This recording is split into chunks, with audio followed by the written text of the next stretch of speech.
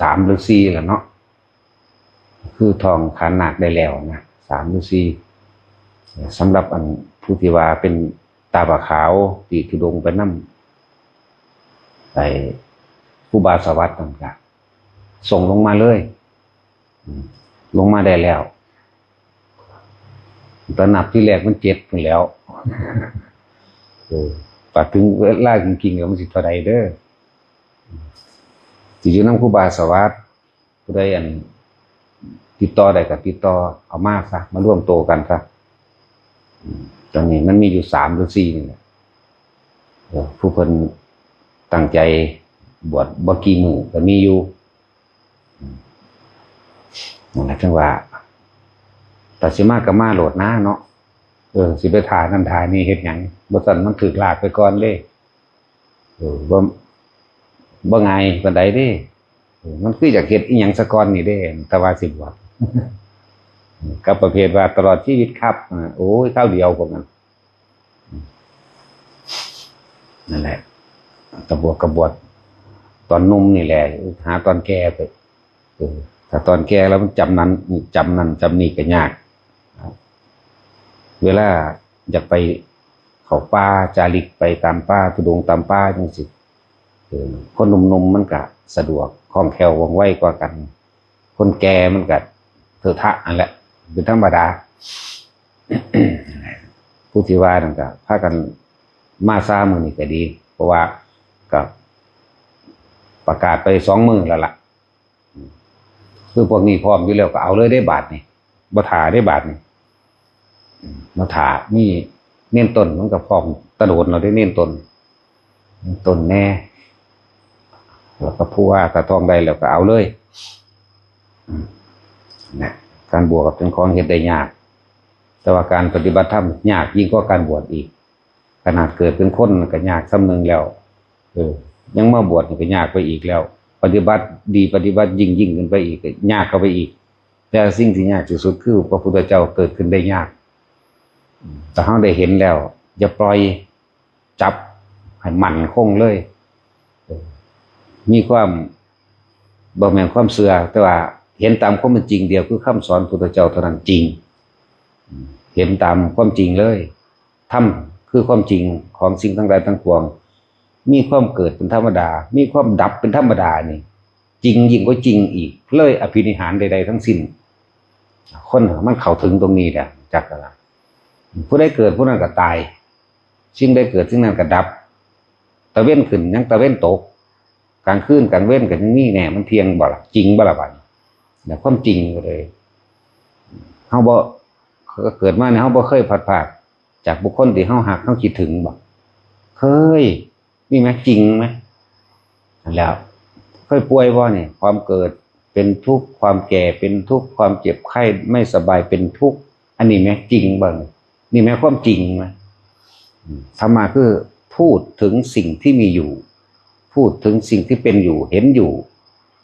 เห็นว่าสิ่งใดสิ่งหนึ่งเกิดสิ่งใดสิ่งนั้นก็ต้องดับแตกดับเป็นธรรมดาพวกเฮาที่มีชีวิตเดือดร้อนอยู่เท่าทุกวันนี้นะเห็นคนตายมาหลายแล้วเด้นั่นก็คือความจริงบ่ล่ะนั่นแหละเฮ็ดจังได๋เฮาสิยอมรับโดยบ่ขัดขืนโดยบ่สงสัยโดยบ่ของค่าคือการยอมรับนี่คือปัญญาเห็นตามความเป็นจริงเรียกว่าปัญญาคือความรอบรู้ในกองสังขารคือสิ่งทั้งหลายทั้งปวงอันเป็นเครื่องประดับประดาประกอบปรุงแต่งกันขึ้นเครื่องประกอบกันขึ้นแล้วก็ในสุดท้ายแล้วก็เสื่อมสลายทำลายลงนั่นแหละก็เห็นตามเป็นจริงจังซี่ครับเกิดเป็นหยังก็ทุกข์ทั้งนั้นคนรวยบ่ป่วยบ่ป่วยคนจนบ่ป่วยก็ป่วยนี่ความเสมอกันเห็นบ่ธรรมชาติเสมอกันบ่ว่าสิเป็นบุคคลสัตว์สิ่งของตลอดต้นไม้สายน้ำและภูเขาแยกกันบ่ออกเด้ความจริงคือเกิดขึ้นความจริงคือเสื่อมสลายความจริงคือดับไปบ่มีสิ่งใดเป็นไปได้ดังใจที่เฮาอยากให้มันเป็นบ่เป็นไปตามความรู้สึกของเฮาที่อยากให้มันเป็น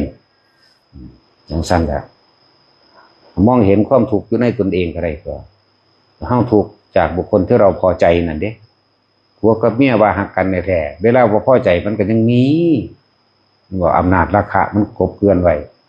ความยินดีพอใจในรูปร่างลักษณะท่าทางที่แหลกคบกันไปคบกันมา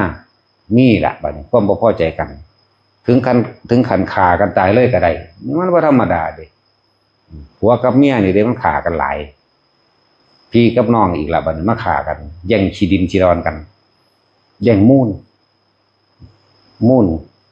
พุทธเจ้าถือว่าขี่ได้มูลของที่เราตถาคตได้คายทิ้งแล้วนี่แย่งกันสั้นแหละให้เห็นความทุกข์ให้เห็นความที่ตัวเองปรารถนาสิ่งที่ตัวเองปรารถนาสิ่งที่ตัวเองแสวงหาอันนั้นแหละคืออาการทุกข์แต่ถ้าคนบ่น้อมเข้ามาหาตนสิบ่เห็นเลยเห็นแต่ความอยากความบ่ได้ดังใจความผิดใจคนนั้นบ่ดีคนนี้บ่ดีผู้ใดเฮ็ดให้ผลประโยชน์ตัวเองเกิดได้ผู้นั้นดีไปจังซั่นนั่นแหละจังว่าให้เห็นตามความจริงโลดสุดท้ายก็คือบ่มีผู้ใดเอาหยังไปได้จักอย่างนี่ในตารางกายตัวเองหวงแหนยิ่งกว่าสิ่งใดอีกรักใดที่จะเสมอด้วยรักตนมันบ่มีดอกขนาดว่ารักที่สุดร่างกายตนเองมีเครื่องประดับประดางามเพียงใดเอามาประดับเครื่องตกแต่งร่างกายแพงปานใดก็เอามาน้ำหอมเอามานั่นนี่เอามาสุดท้ายมันบ่ได้ฟังเฮาดอกมันก็ย่อมเป็นไปตามธรรมชาติที่มันเป็นเกิดแก่เจ็บตายบ่ได้เป็นดังที่ใจเราอยากให้เป็นบ่มีผู้ใดอยากแก่เด้อยากเฒ่าได้อยู่นี่แล้วก็บ่มีผู้ใดอยากป่วยอีก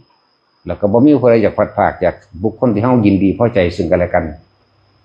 แต่ว่ามันบ่เป็นมันเป็นไปตามธรรมชาติของมันเป็นของมันจังสั่นบ่เป็นอย่างอื่นเลยไม่เป็นเช่นนั้นไม่เป็นดังเช่นที่เราอยากให้เป็นแต่มันจะเป็นตามธรรมชาติมันเป็นเช่นนั้นไม่เป็นอย่างอื่นมีความเกิดขึ้นแล้วเป็นธรรมดามีความเสื่อมสลายเป็นธรรมดาแตกดับเป็นธรรมดานั่นนี่แม้ความจริงสิ่งที่เฮาเห็นอยู่หูอยู่นั่นการใส่ชีวิตเลี้ยงชีวิตก็ยึดหนทาง8สายที่เพิ่นบอกไว้แล้วนั่นแหละความเห็นตามความถูกต้องตามความเป็นจริงเรียกว่าสัมมาทิฏฐิสัมมาสังกัปโปดำริคือคิดขึ้นในขณะที่ตาหูจมูกลิ้นกายกระทบในปัจจุบันขณะต้องเอาความจริงเขาว่าเป็นหลักสัมมาวาจามันก็กล่าวแต่ความจริงนั่นแล้ว สัมมากัมมันโตกระทำกระสิ่งใดกระช่างการกระทำหรือจิตเจตนาเฮาเป็นต้นอยู่แล้วต้องเอาความจริงเป็นหลักอีกสัมมาอาชีโวเนี่ยเลี้ยงชีพโดยบ่ได้ไปเบียดเบียนผู้ใดผู้หนึ่งเสียชีวิตและทรัพย์สินเมื่อบ่เบียดเบียนผู้อื่นก็คือบ่เบียดเบียนตนเองนั่นแหละสัมมาวายโมความเพียรชอบประกอบด้วยความจริงบ่แม่นเพียรพยายามในทางที่บ่แม่นบ่จริงเช่นการขอร้องอ้อนวอนแล้วพยายามที่สวดมนต์ขอร้องอ้อนวอนหรือทำพิธีถวายของสะเดาะเคราะห์นี่คือความเพียรที่ผิดแต่ความเพียรจริงมันบ่ยากหรอกสัมมาสติระลึกนึกถึงแต่สิ่งอันใดก็ช่างย่อมมีสัจจะเป็นที่ตั้งคือความจริงเหมือนเดิมสตินึกถึงแต่ความจริงจริงเกิดจริงตายแล้วก็เวลาเฮาคบคนจังซี่เฮาก็เอาความจริงเข้ามาเป็นเครื่องตัดสินใจตนเองแหละมันก็เป็นสมาธิเป็นจิตตั้งมั่นมันเองตั้งมั่นก็ตั้งมั่นในความจริงในความดีตั้งมั่นไปตั้งมั่นไปทางนี้แหละลาออกให้เบิดความเชื่ออันใดที่มันเป็นของพิสูจน์บ่ได้ความว่าพิสูจน์บ่ได้เอาง่ายๆก็ได้นะ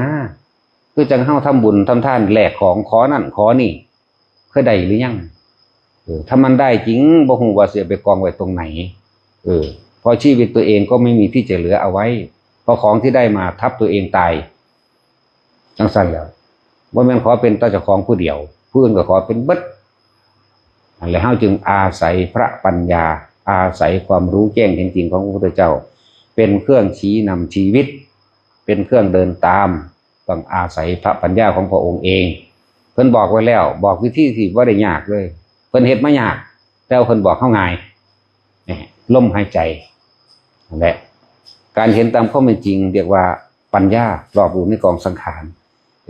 แต่ว่าการที่อยู่กับความจริงโดยไม่ต้องดิ้นรนขนขวายกวัดแกว่ง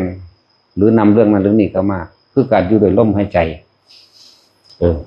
คนที่ฝึกลมหายใจไปแล้วผู้อยู่กับลมไปเลยก็อยู่บางคนก็ไปตั้งอยู่ในฐานที่ตั้งแห่งจิตโดยใส่ความรู้สึกหรือจิตหนึ่งหรือรู้สึกตัวพร้อมในความเป็นหนึ่งเลยที่เฮา ใส่หลักสูตรว่าทรงฌานเจริญฌานโดยการอยู่กับความรู้สึกนิ่มๆหน่วงๆตรงกลางหน้าผากนี่เป็นเครื่องอยู่เป็นวิหารธรรมเป็นเรือนแห่งใจเรือนแห่งใจคือเรือนแห่งความรู้สึกคืออย่าเอาความรู้สึกนี้ออกจากกายนี่เองกายเวทนาจิตจิตเวทนากายจิตกับคิดถึงกายนี่คิดถึงความรู้สึกเจ้าของเองนี่แหละนั่นแหละธรรมคือสภาวะความจริงที่เฮารู้แล้วดูแล้วว่าทุกสิ่งทุกอย่างเป็นอนิจจังหาความจริงยังยืนไม่ได้ถ้าเข้าไปยึดมั่นถือมั่นเหมือนในความอยากได้ดังใจมันก็เป็นทุกข์นะเรื่องเป็นอนิจจังทุกขังและอนัตตาเป็นของที่ไม่มีอยู่จริงไม่คงอยู่จริงเป็นของชั่วคราวเกิดขึ้นดับไปนี่ไหมมีไหมปัญญาเลยที่นี่แล้วจึงหาเครื่องอยู่เรียกว่าวิหารธรรมก็ว่านั่นแหละชาปคุโรจงอยู่ในความรู้สึกตัวเองอย่างหนักแน่นและมั่นคงเนี่ยเรียกว่าชาปคุโร แต่ว่าเพ่งอยู่ในความรู้สึกแห่งตนยาวันไหวก็ว่าเป็นเครื่องอยู่ฝึกเคยเถอะทำให้บ่อยทำให้มากทำให้ชินส่วนบุคคลที่ฝึกไม่อาจจะสงสัยและกังวลเรื่องศีลบ่ต้องนำเข้ามามันกังวลเวลาใดขณะใดที่เรามีสตินี่แม่นึกถึงลมหายใจเข้าออกหรือผู้ใดที่ทรงฌานเป็นแล้วหมายถึงเอาอาการปิตินี่นิ่มๆน้องๆอยู่หัวเฮาอยู่กลางกระเพาะเฮานี่แหละนั่นแหละเวลานั้นบริสุทธิ์เลยบ่มีหอดเจตนาแล้วถึงบอกว่าเพิ่นฝึกไม่ยากเพิ่นลำบากเพิ่นโสตายเพิ่นผ่านตายแต่ว่าเพิ่นนำสิ่งที่ง่ายมาบอกมาสอนเฮาเพิ่นบ่อยากให้ลำบากมึงดูคนที่หักเฮาที่สุดคือไผพระพุทธเจ้าพุ่นล่ะแต่ว่าเฮาเป็นหยังสิบ่หักตัวเองเนาะแหละเอาไปฝึกเอาเป็นเครื่องอยู่ของเจ้าของเองเฮ็ดจังได๋ก็ตายเบิดหน้าอยู่นี่ตายแน่นอนล้านเปอร์เซ็นต์เลยนะฮะเอาพอ